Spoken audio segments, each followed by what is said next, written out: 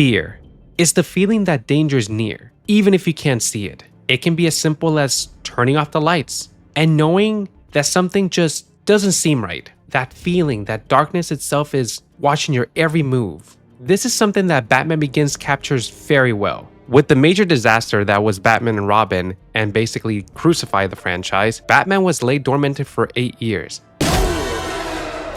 Good night. And we all get it. Batman and Robin was shot as basically a giant toy commercial. And Joel Schumacher has said, rest in peace, that he is very sorry for creating that film. And you can kind of tell that that really wasn't fully his intention. I mean, when you look back at Batman Forever, honestly, I feel like that's a very underrated Batman film. If there's anybody watching this that, let's say, loved Batman Forever and went into Batman and Robin with great anticipation, if I disappointed them in any way, then I really want to apologize, because it wasn't my intention. My intention was just to entertain them.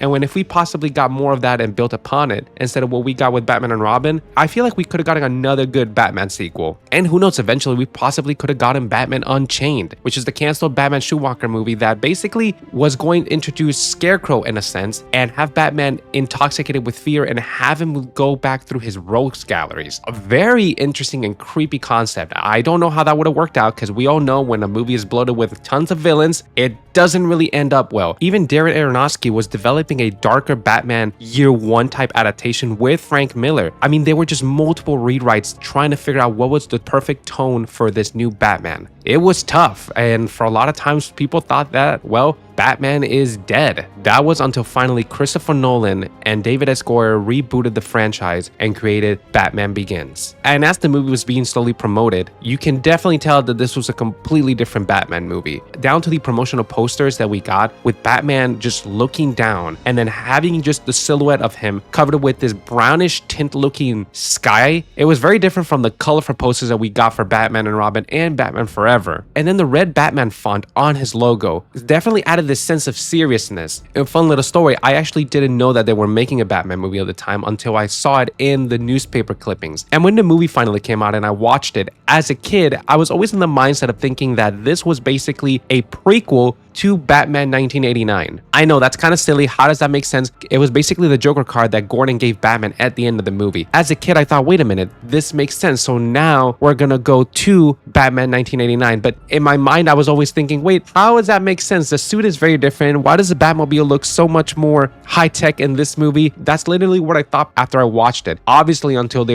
announced The Dark Knight, which then you obviously knew that it was gonna be a sequel movie, brand new thing. But as a little kid, that's what I thought of it. But what I really want to talk about is just not the movie's success or any of that. It's just how Gotham felt. You see, Gotham in this movie felt dangerous. It mostly took place around the narrow sections in Gotham where you always saw it raining, it was dirty and grimy. It gave Gotham a very unique personality, and I think Gotham in itself is basically, if not the main character of the Batman universe. They go into so much detail and so much effort in trying to make that city very unique. Look at Tim Burton's version of Batman. It is very gothic in its sense and totally matches Tim Burton's aesthetic, and I would say it's one of my favorite, if not my favorite, Gotham City ever. I always love gothic architecture, and I really feel like it works perfectly with Batman. But even being massively different, Joel Schumacher's Gotham City, or in a sense you can call it Neo Gotham, was very interesting. I mean, you can say whatever you want about the film, but the city definitely had personality and character. It almost reminds me a little bit of Batman Beyond's Gotham, just because of the neon lights to it. And then when you look at Matt Reeves' newest creation, The Batman, his Gotham City feels almost a combination of Tim Burton's and the Arkham world's Gotham City. And I feel to nail Batman first, you have to nail the city first. And that was something that was done really well in Batman Begins. And sadly, as we got to The Dark Knight and The Dark Knight Rises, that grittiness and that sense of danger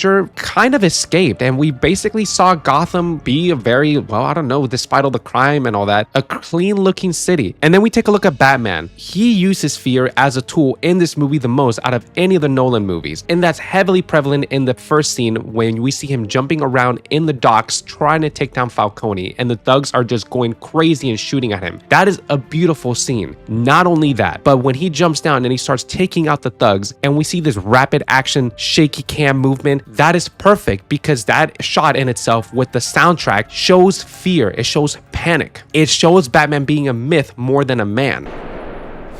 Where are you? Pair with the movie being focused on Scarecrow and his fear toxin and those hallucinating scenes that we see Batman turning into this demon version of himself, it is fantastical. It's something that the later movies also rather lost, because I get that these movies are supposed to be making Batman feel more grounded and realistic. And while that works, I honestly feel like you cannot strip him down from those fantastical elements that we see throughout this film. I mean, heck, when Scarecrow's fear toxin disperses in the city, people are literally going after each other. I mean, we see this guy biting another dude's head and you hear that crunch. I mean, literally, I mean, do you hear that? I mean, in my opinion, I honestly feel like Batman works the best when there are horror elements to it, and we definitely saw that in this film a lot. When you look at certain comic book panels, especially with Batman when he has those long ears, I mean, that is terrifying. I mean, would you really rob something in Gotham when you're looking at that in the shadows? I don't think so. I know I wouldn't. One of my favorite Batman graphic novels is Batman Arkham Asylum, A Serious House on a Serious Earth. And the panels of that book are just insanely graphic. They're very dark. They show Batman's rogues gallery in a different light. Honestly, I am very surprised that we have not gotten something based on Arkham Asylum in terms of a movie, because we obviously did get the games, especially Arkham Asylum. It is actually still the best version next to Batman Begins, I would say, in terms of horror elements. And I wish that, again, like I've mentioned, saw that more throughout the films. The only one that actually showed that a little bit is Zack Snyder's Batman in Batman v Superman, when you see him in the warehouse scene and he had, you know, all those girls are kidnapped in the cages and Batman is just up in the ceiling, and when he's getting shot, he just crawls up to the ceiling. Very animalistic and horror-like. I honestly feel like that's what we should be getting more of. Now, I'm not saying that fear is the only concept of Batman. It's just a very important one, and I feel like the best one that balances that, of course, is Batman the Animated Series. And of course, one of the most important things is to nail the look of Batman. And this film definitely had a very good suit. Again, it was all covered in black. It definitely showed Batman's rage more, I feel, better than the Dark Knight suit. While the Dark Knight suit definitely works in practicality, especially him finally being able to move his neck, but the suit definitely just felt more creature-esque, more animalistic. And of course, when you accompany that with its voice, I never knew. I don't know. I swear to God. Swear to me!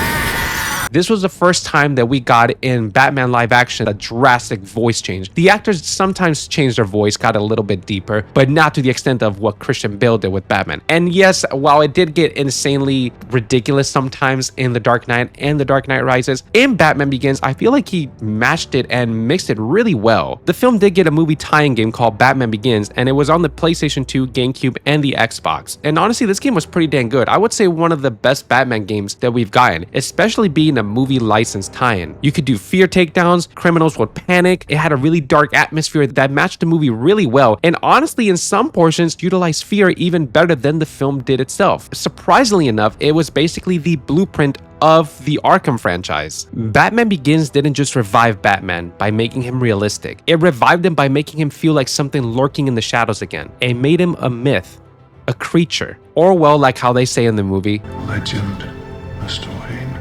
And if you guys enjoy these type of videos that we took a look back at certain eras, movies, video games, and pop culture in general, go ahead and check out the rest of the channel. And like Batman says, it's not who I am underneath, but what I do that defines me.